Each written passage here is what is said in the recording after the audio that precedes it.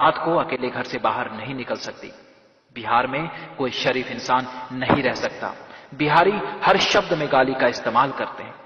तो दोस्तों, सच क्या है कि मैं आपको बताता हूं, सुनिए।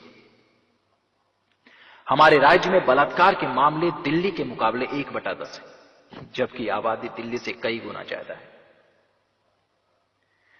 दंगों में जितने लोग गुजरात में मारे गए, उसके 1/5 भी बिहार में नहीं मारे गए।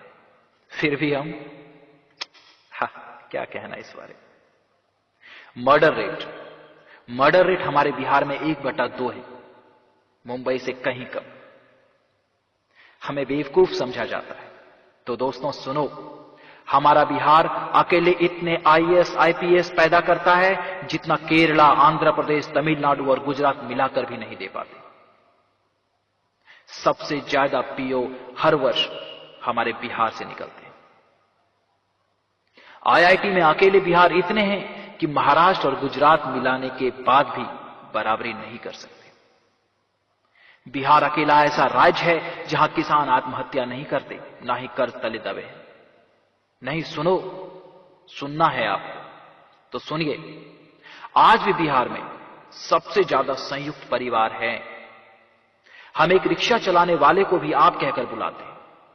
मैं बिहारी हूं और बिहार से ज्यादा महफूज अपने आप को कहीं नहीं पाता।